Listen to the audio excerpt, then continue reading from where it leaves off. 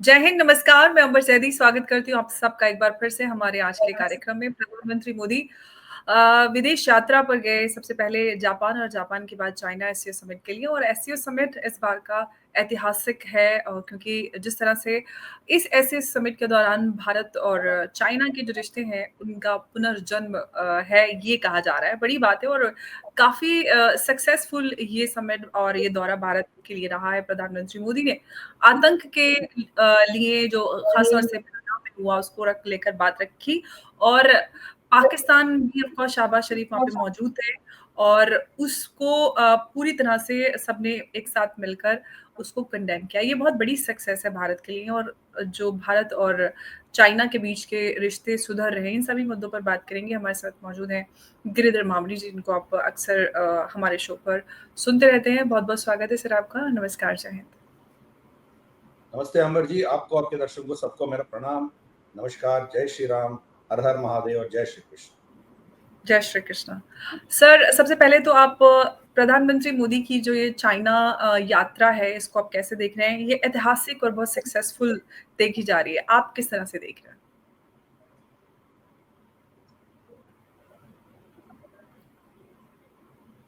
बिल्कुल अमर जी, ये तो बहुत ही बड़ा सक्सेसफुल विजिट रहा है। और पहला जापान का विजिट भी बहुत अच्छा रहा, फिर अब चाइना का विजिट भी बहुत अच्छा रहा। अब देखिए, एससीओ ऐसे ही कुछ कर नहीं पाएगी क्योंकि वो एक टॉकिंग क्लब है। लोग आते हैं, बात करते हैं, स्पीचेस देते हैं, चले जाते हैं। ये कोई एक्शनेबल ग्रुप तो है नहीं है। मगर वहां साइडलाइन में क्या होता है वो अहमियत रखता है। जैसे शी जिनपिंग और मोदी जी ने मिले थे, फिर मोदी जी और पुतिन मिले, फिर पुतिन और शी जिनपिंग, और ये तीनों मिलना, ये सब चीज जो है दैट इज वेरी क्रूशियल। तो इसमें कुछ चीजें बोले जाते हैं, कुछ चीजें मतलब समथिंग्स आर अनसेड, तो ये चीज होते हैं। अब इसमें देखेंगे तो पहलगाम की जो जिक्र आई है और जो उसके फाइनल इसमें हैंडआउट में भी वो पहलगाम का अटैक का कंडेम हुआ, और उसमें ये बोला गया कि क्रॉस बॉर्डर टेररिज्म को अपोज करते हैं। क्रॉस बॉर्डर टेररिज्म तो पूरे इस खित्ते में एक पाकिस्तान से ही आ रहा है। बाकी पाकिस्तान क्लेम करता है कि अफगानिस्तान से आ रहा है क्रॉस बॉर्डर टेररिज्म, इसलिए भी उनके कॉन्स्टिट्यूंस को बेच सकता है। मगर वो लोग इनके ही पाले हुए जानवर है ना वो। तो ये तो जो तहरीक तालिबान पाकिस्तान है, टीटीपी है, वो पाकिस्तानी लोग है, वो अफगानी नहीं है। तो उनका खुद का प्रॉब्लम है, ठीक है ना। फिर सिस्तान बलूचिस्तान का मसला अलग है। वो क्रॉस बॉर्डर नहीं बोल सकते हो क्योंकि वो अपने आप को अलग नहीं मानते हैं, चाहे वो सिस्तान बलूचिस्तान का हो या बलूचिस्तान का हो। तो overall cross border terrorism Bharat के साथ ही हो रहा है। ना चाइना के साथ हो रहा है, ना ताजिकिस्तान, ना उज्बेकिस्तान, कजाकिस्तान, किसी के साथ नहीं हो रहा है। तो this was a absolute victory, Bharat के लिए बहुत बड़ा विक्ट्री रहा। जाफर एक्सप्रेस के बारे में कुछ बोला नहीं है। और देखिए, पिछले महीने जब राजनाथ सिंह जी गए थे, उसमें जाफर एक्सप्रेस का जिक्र हुआ था, फिर पहलगाम का जिक्र नहीं हुआ था, इसलिए भारत ने उसमें दस्तखत करने से मना कर दिया। इस बार वो गलती नहीं की, सर, इसीलिए एक जाफर सेकंड एक्सप्रेस आपको का यहाँ पे होता, रोकना चाहूंगी। फिर हम तब सर आपने ऑब्वियसली। ऐसा क्या इतना बड़ा फर्क हम देख रहे हैं, बहुत थोड़े से दिन और इतना बड़ा डिफरेंस, ये कैसे मुमकिन हो पाया? तब जब राजनाथ सिंह जी गए थे तब तो पहलगाम पे कोई बात नहीं हुई थी और इस तरह से ये असफल रहा वो। अब पूरी तरह से जो टेबल्स हैं वो पूरी तरह से टर्न हो चुकी हैं। ये कैसे बदलाव आया? It's all because of India बिल्कुल। ट्रेड वॉर, या और भी कोई देखिए, कारण आप देख रहे हैं? तो एकमात्र कारण डोनाल्ड ट्रंप है और कुछ नहीं है। डोनाल्ड ट्रंप जब भारत के ऊपर 50% टैक्स डाल दिया, फिर अब चाइना को भी थ्रेटन कर रहा है कि हम ये करेंगे, वो करेंगे, 100% डालेंगे। सो अब चाइना का भी ये समझ आ गया कि ट्रंप को कुछ सबक सिखाना हो, वो चाइना, रशिया और भारत, ये तीनों मिलने के बाद ही वो कर पाएंगे। अकेला चाइना उनसे लड़ेंगे तो शायद वो हार जाएंगे उनके सामने। हाँ, कुछ लेन देन होगा क्योंकि इनके पास रेयर अर्थ मिनरल्स हैं, बहुत कुछ है। मगर इनका इकोनॉमी 30-40% अमेरिकन एक्सपोर्ट से ही उसका चलता है। फिर यूरोप भी उसके खिलाफ कुछ एक्शन ले सकता है। तो वो खतरे का मूड वो लेना देना नहीं चाह रहे। इसीलिए भारत उनके लिए अहमियत है। इसीलिए भारत के साथ रिश्ता और जो क्या कहते हैं उसको रीसेट करने का जरूरत चाइना को है।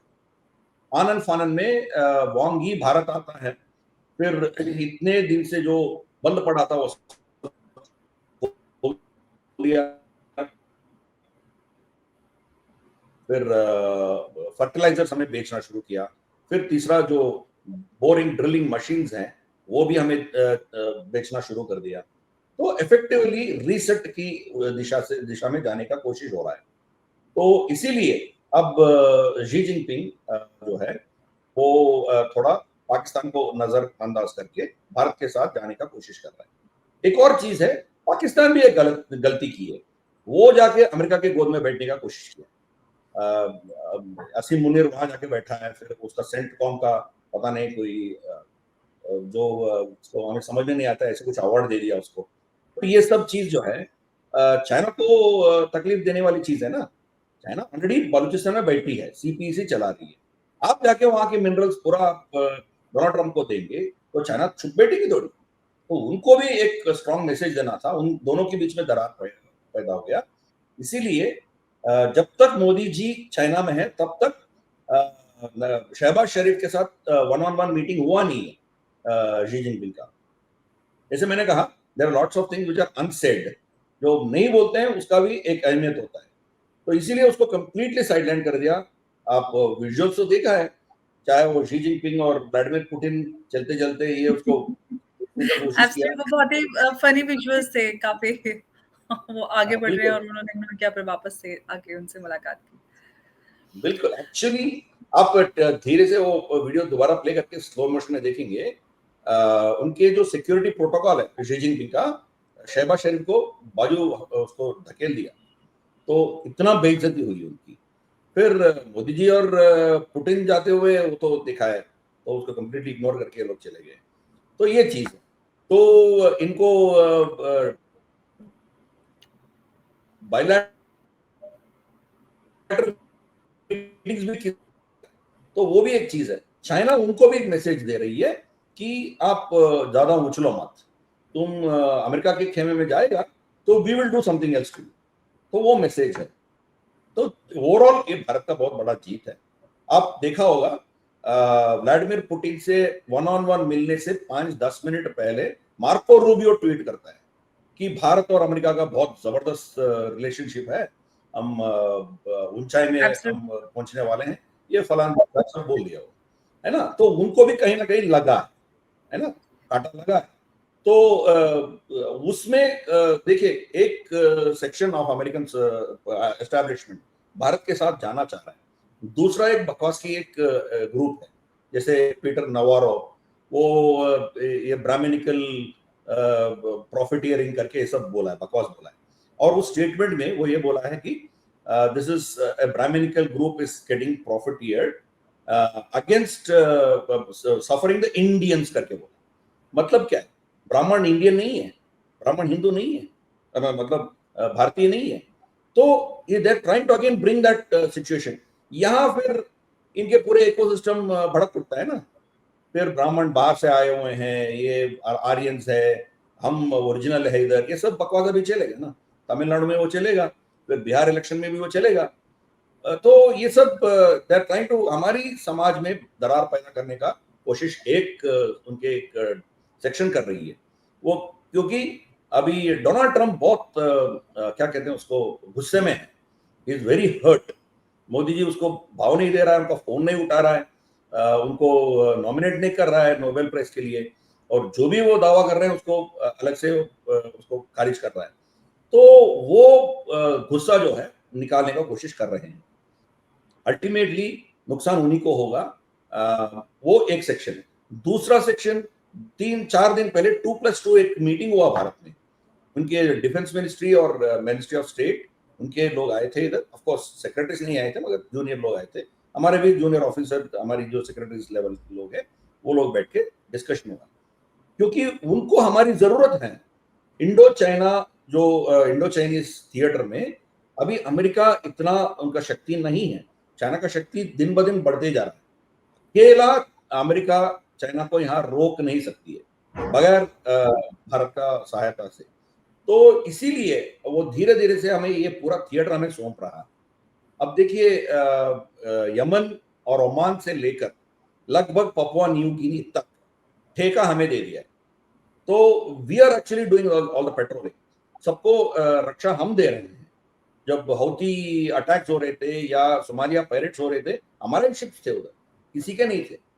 और बाकी ताइवान, जापान, कोरिया उन एरिया में अमेरिका उसका फ्लीट रखा है, वो जो कर रहा है करता है। तो यहाँ तक यमन तक वो आके काम करने का क्षमता नहीं है अमेरिका के पास आज।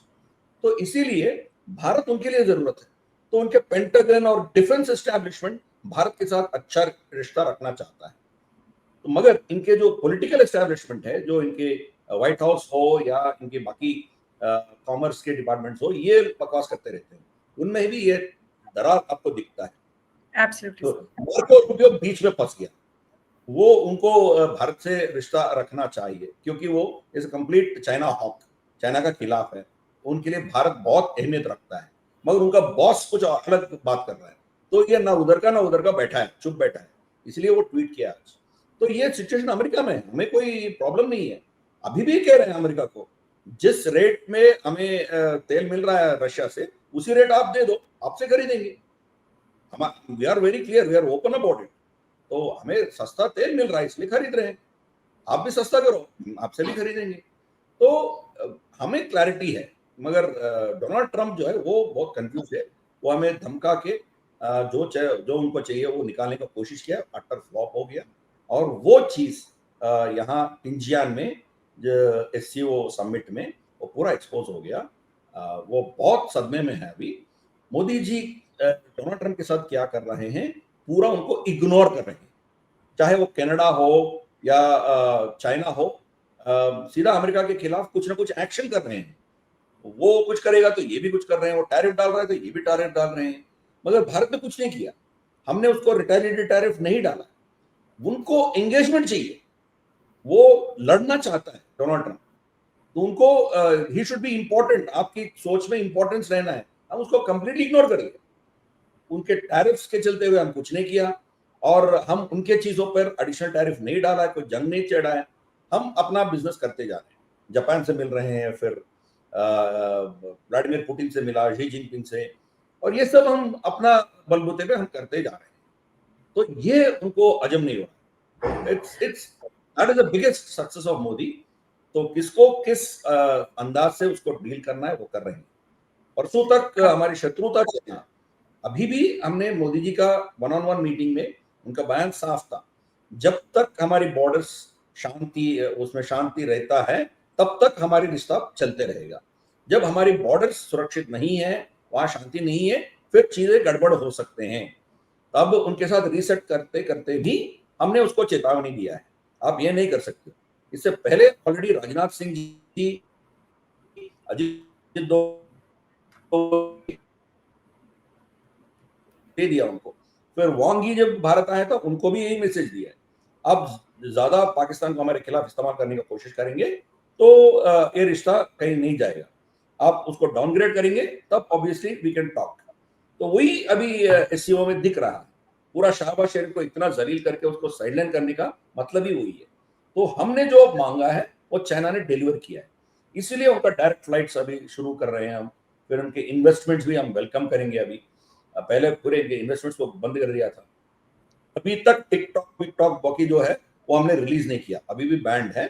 देखते हैं धीरे धीरे से अभी चाइना कैसे बर्ताव करेगी, वो क्या करेगी, वो देखने के बाद फिर नेक्स्ट स्टेप्स हम लेंगे। तो मतलब we are taking steps like धीरे धीरे से एक एक स्टेप लिया, आप देखेंगे क्या हो रहा है, फिर नेक्स्ट स्टेप। ऐसे वी आर ग्रेजुअली उनसे रिश्ता बनाने का कोशिश कर रहे हैं। जब ये तीनों मिलेंगे, एक्चुअली एससीओ एक्चुअली ब्रिक्स की जो ग्रुपिंग है, that is more than 55% of the population of the world. And हमारी जीडीपी G7 से भी ज्यादा है। तो वो घटते हुए उनके पूरे इकोनॉमीज, उनके पॉपुलेशन, उनके समाज घट रही है और हमारी बढ़ रही है। तो ऑब्वियसली यही चीज होगी ना। जब मोदी जी और शी जिनपिंग मिले थे, उनका क्या कहना था, 280 करोड़ लोग हमारे दोनों देश में हैं। इसीलिए हम जो करते हैं वो इन सबको इफेक्ट होता है।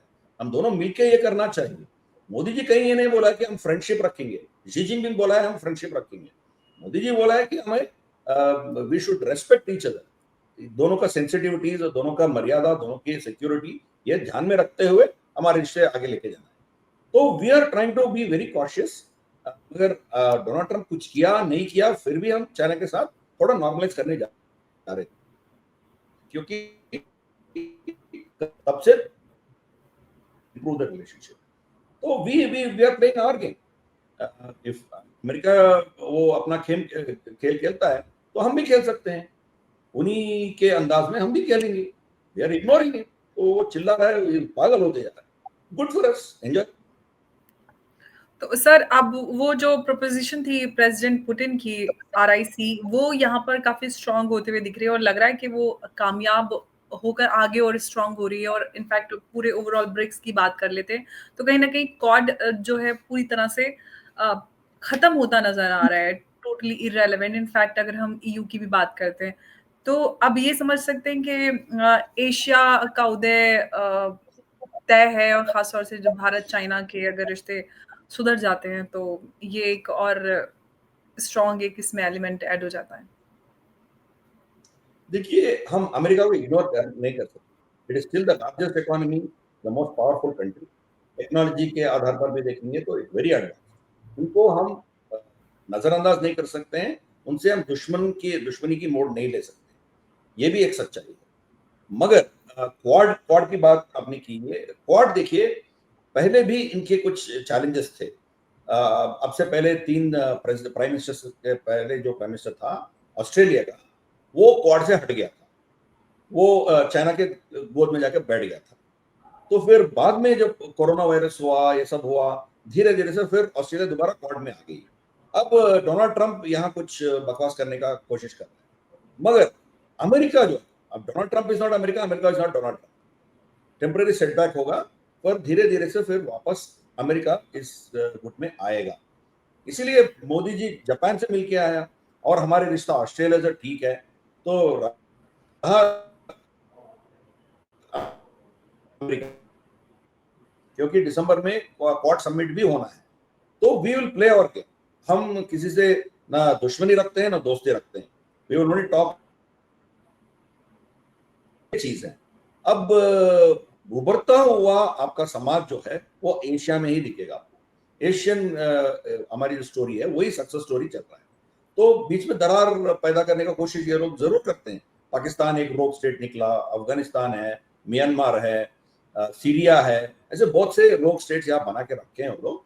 But overall story of Asia is much better than Europe, America. तो ये चीज है। तो रशिया आधा एशिया में है, आधा यूरोप में है, तो कंट्री, बट ये भी कह सकते हैं कि वो एशियन का भी है, क्योंकि मैक्सिमम उनका जो एरिया है वो एशिया में पड़ता है। तो we are the growing force, हमारे पास रिसोर्सेस हैं, the largest resources Asian part of Russia में ही मिलेंगे। चाहे वो फ्यूल एनर्जी रिसोर्सेस हो, चाहे वो आपकी एग्रीकल्चरल फर्टिलाइजर्स, ये सब इनके रिसोर्सेस हो, डायमंड्स और ये जो प्रेशियस मिनरल्स है वो हो, रेयर अर्थ मिनरल्स हो, बहुत है इसमें। तो एशिया नेचुरली हम इनके साथ जब रिश्ता रखेंगे, ऑब्वियसली हमारी भी तरक्की होगी। जो यूरोपियन पार्ट ऑफ रशिया है, अभी 300 350 साल से वो रशिया को एक दुश्मन मान के लड़ रहे हैं। तो उनका प्रॉब्लम है, वो उनका पड़ोस में है, लिटरली उनके घर के चौकट पे है, खड़ा है रशिया। फिर भी उनके साथ दुश्मनी मोड़ लेके आप जाओगे तो आपका तो नुकसान होगा ना। तो हम दुश्मनी के मोड़ नहीं ले रहे हैं, हम उनसे रिश्ता रखते हैं। इवन चाइना जो हमारी दुश्मन है, उनसे भी हम रिश्ता दोबारा स्टार्ट करने का कोशिश कर रहे हैं। पाकिस्तान अलग, इसलिए उसको डंप कर दिया, उसको छोड़िए। बाकी बहुत से हमारे रिलेशनशिप्स हम रिस्टोर करने का कोशिश करते हैं। मालदीव का रिस्टोर हो गया, श्रीलंका का रिस्टोर हो गया, ठीक है, बांग्लादेश अभी खराब हो गया, मगर वो भी रिस्टोर होगा, क्योंकि उनको कोई चारा नहीं है, भारत के साथ ही उनको रहना है। मैक्सिमम उनका बॉर्डर हमारे साथ ही है, किसी और के पास जाने का कोई चांस ही नहीं है उनको। भारत को इग्नोर करेगा तो खुद डूबेगा। तो वो आ जाएगी, आज नहीं तो 2-3 साल के अंदर अंदर वो भारत के खेमे में आ जाएगा। तो we are willing to deal with anybody. ये सिचुएशन पूरे एशिया में है। जापान और चाइना के भी दरमियान बहुत से डिफरेंसेस हैं, फिर भी उनके रिश्ता चल रही है।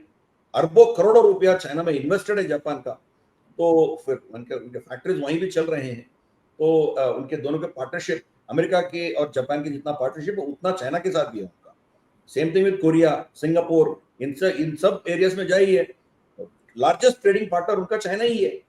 तो ऑब्वियसली हम इस एशिया कॉन्टिनेंट में हमारी अपनी जो क्या कहते हैं उसको, रिलेशनशिप्स हो, उसको हम प्रायोरिटी देते हैं। तो दूर दूर की अमेरिका से ज्यादा हम पंगा नहीं लेते हैं या उनके साथ ज्यादा रिश्ता नहीं रख सकते, क्योंकि पता नहीं कब ये उठ के क्या करेगा। मगर you can not ignore them, ठीक है ना। उनके GDP growth rate is almost stagnant.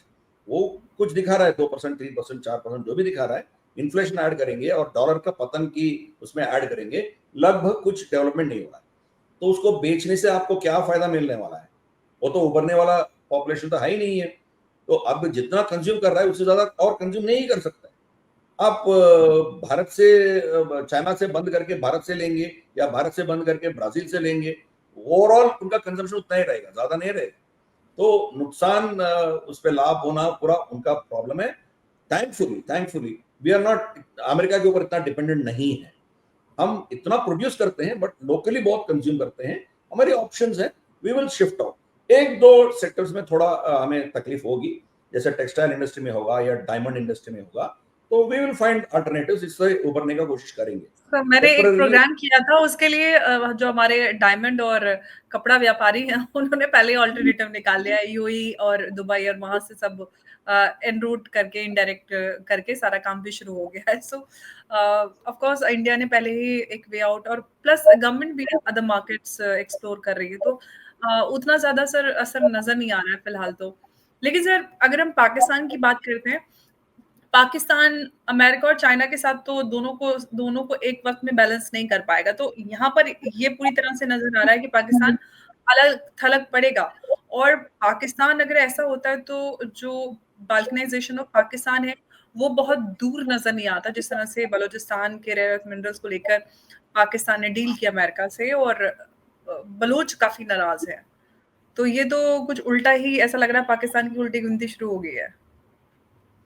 देखिए, पाकिस्तान बल्कनाइज होगा ऐसा मुझे नहीं लग रहा है, क्योंकि पाकिस्तान दोनों को चाहिए, अमेरिका को चाहिए और चाइना को भी चाहिए। और ये बल्कनाइज हो जाएगा तो रशिया को, भारत को छोड़िए, रशिया को वार्म वाटर का एक्सेस मिलेगा। अभी रशिया का ज्योग्राफी देखिए, उनको वार्म वाटर का एक्सेस नहीं होगा, क्योंकि पूरा आर्कटिक आर्कटिक ही है उनका। समुद्र होगा तो वहां पैसिफिक ओशन में थोड़ा कुछ है, बाकी सब उनका एक्सेस ही नहीं है। तो वो अफगानिस्तान से होते हुए बलूचिस्तान में आएंगे, बलूचिस्तान से उनको अरेबियन सी का एक्सेस मिलेगा। ये एक्सेस कतई नहीं देना है, ये अमेरिका का पॉलिसी है, इसलिए वो नहीं होगा। दूसरा, चाइना का भी वही मंशा है, क्योंकि यहाँ उनका कंट्रोल होना चाहिए, ना रशिया का, ना भारत का, ना अमेरिका का। इसीलिए पाकिस्तान को टूटने नहीं देंगे, मगर उसको जिंदा भी नहीं रहने देंगे, न जिंदा रहने देंगे, ना उसको मारेंगे, उसको ऐसे ही चलाएंगे, ठीक है ना। तो अब सोमालिया, इथियोपिया, एरित्रिया, ऐसे सब बहुत से देश है, सूडान, जहां कुछ है नहीं है खाने के लिए, कुछ नहीं है, ड्रॉट चल रही है बहुत दशकों से, और सिविल वॉर चल रहा है उधर, मतलब कुछ भी नहीं है, सब खत्म हो गया इन देशों में, फिर भी वो टूटा नहीं ना, उनका सरहद तो ऐसे ही है।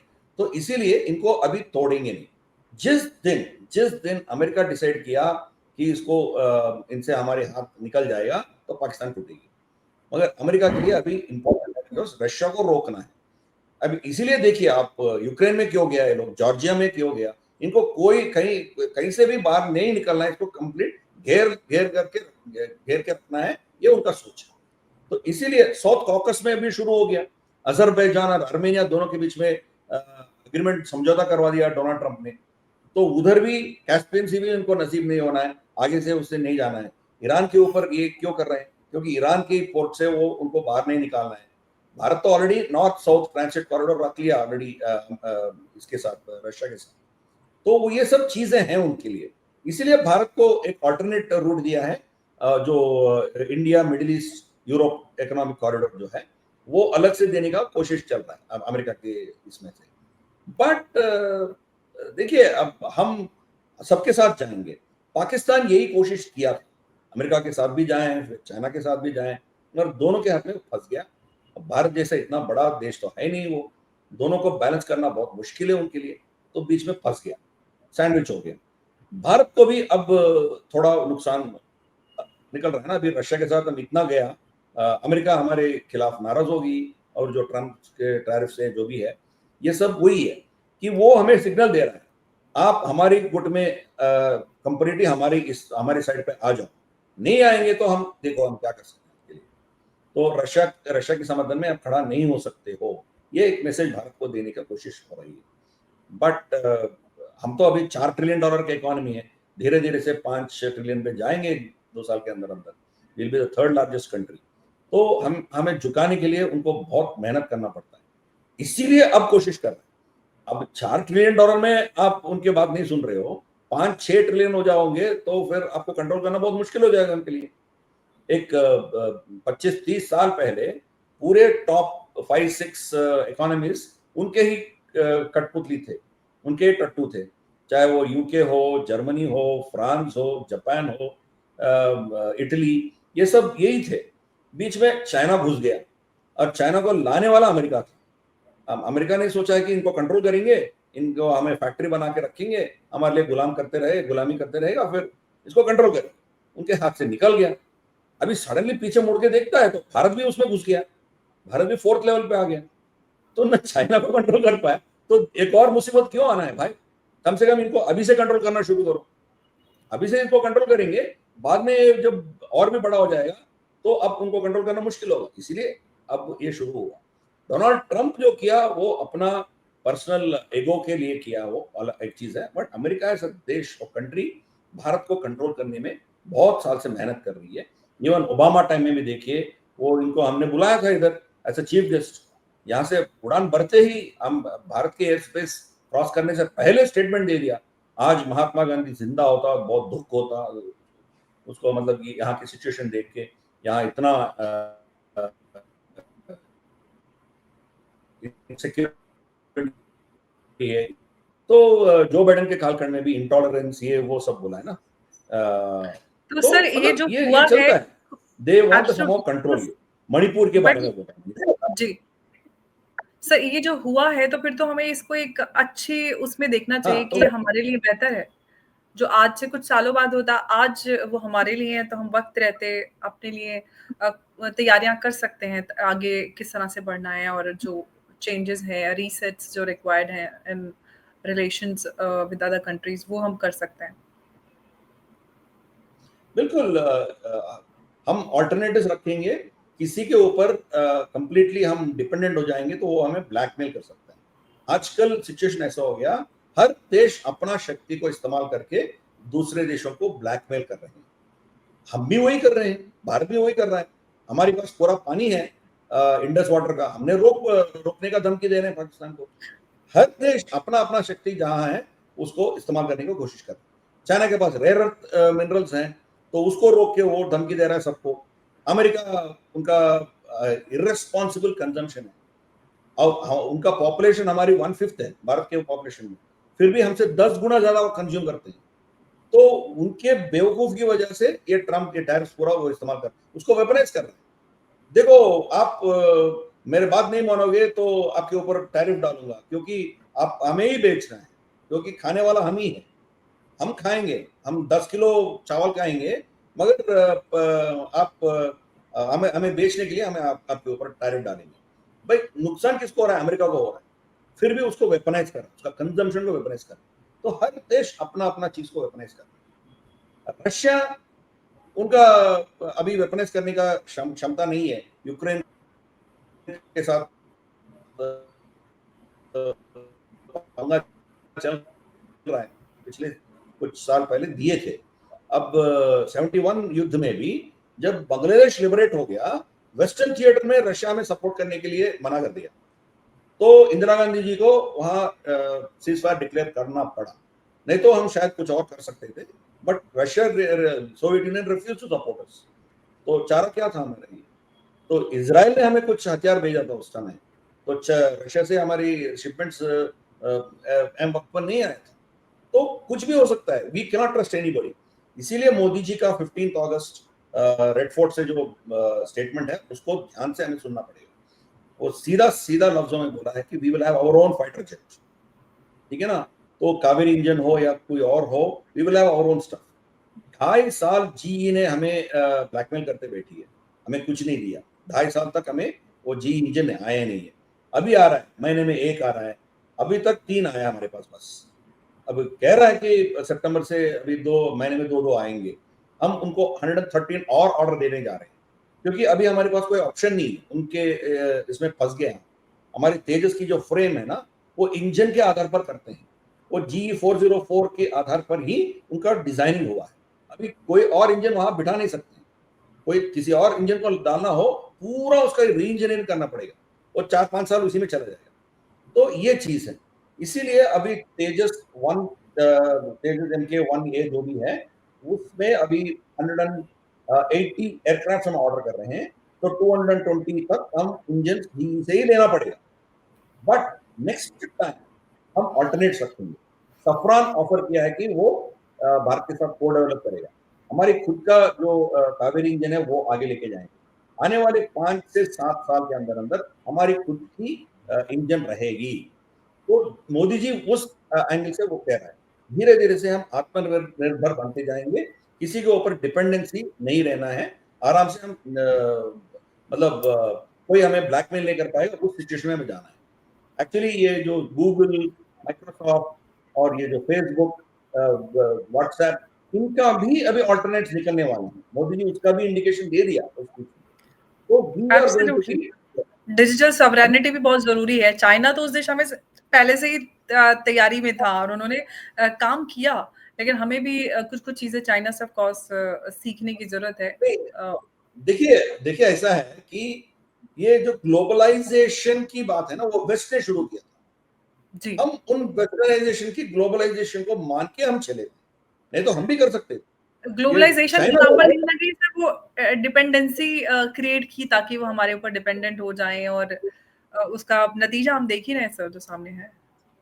करेक्ट, उनका उनका सोच था कि ग्लोबलाइजेशन वर्ल्ड में इन देशों से हम काम निकालेंगे, ये हमारी गुलाम बन के रहेंगे, हमारी सेवा में रहेंगे, ये सोच था। सडनली उन्हीं के रूल्स के मुताबिक ये देश जितने भी है, चाइना, भारत, ये सब उनके उनसे भी आगे निकलने का उसमें चला गया, रास्ते पे चला गया। तो उनको अटक खटक रही है, तो उनको हजम नहीं हो रही है। That is a problem. Suddenly उनके खुद के रूल्स के मुताबिक चलने वाले देश उनके लिए मतलब अच्छा नहीं लग रहे हैं, उनके ऊपर कुछ ना कुछ करते हैं। ये भी जो भी रूल्स हैं, मान लीजिए कि रशिया से हम तेल खरीद रहे हैं, ये रूल कौन रखा है?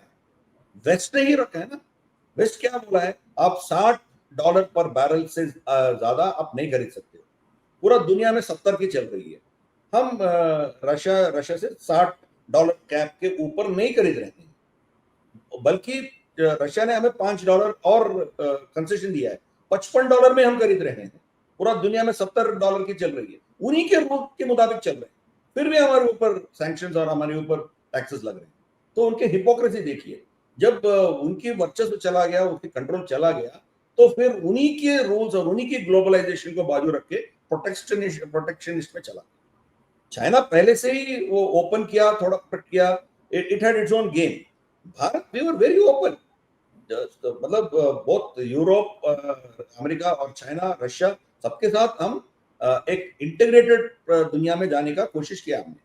अब ये धक्का लगा हमें, ऑब्वियसली अभी अमेरिका को ट्रस्ट नहीं कर सकते हैं। पता नहीं यूरोप कल कल के दिन उठ के फिर हमारे ऊपर क्या सैंक्शन लगाएंगे। तो we will go with our interest. समय लगेगा, 5, 6, 7, 10 साल तक लगेंगे। तो उसके बाद हमें कौन रोकेगा, कोई हमें पकड़ नहीं पाएंगे। तो उल्टा क्या करना है, मोदी जी से कोई भी पावरफुल नेता यहाँ बनना नहीं बनना है, इस दिशा में वो काम करें। यहाँ कोएलिशन गवर्नमेंट्स ही रहेंगे, यहाँ मतलब किसी के पास इतना शक्ति नहीं रहेगा कि इनको चैलेंज करें, तो उसी कोशिश में रहेंगे। मोदी जी कितने साल रहेंगे, कभी ना कभी तो उनको जाना पड़ेगा। तो उसके बाद क्या ऑल्टरनेटिव आएगी, उसमें काम करेंगे। ऑलरेडी पार्शियली सक्सेस हुए हैं लोग, इनके सीट कट गए, 240 आ गए। नेक्स्ट इलेक्शन में क्या होगा बोल नहीं सकते। तब मोदी जी लगभग 80 के करीब हो जाएंगे उसके उम्र, तो क्या होगा? तो if they are able to push that agenda from internally, हमें कंट्रोल कर सकते हैं। तो they are doing absolutely. It from multiple angles, they are doing multiple angles, ये कर रहे हैं।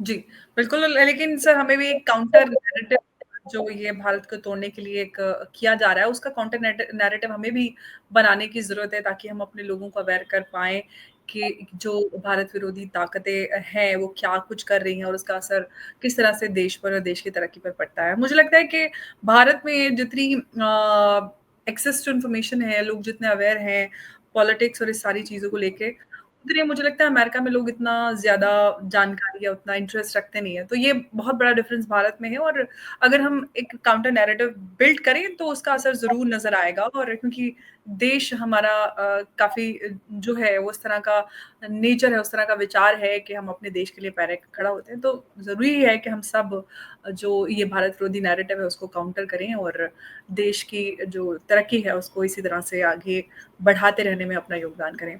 सर बहुत-बहुत आपका धन्यवाद हमारे साथ इस चर्चा में जुड़ने के लिए। नमस्कार, जय हिंद, जय भारत। नमस्ते। नमस्कार।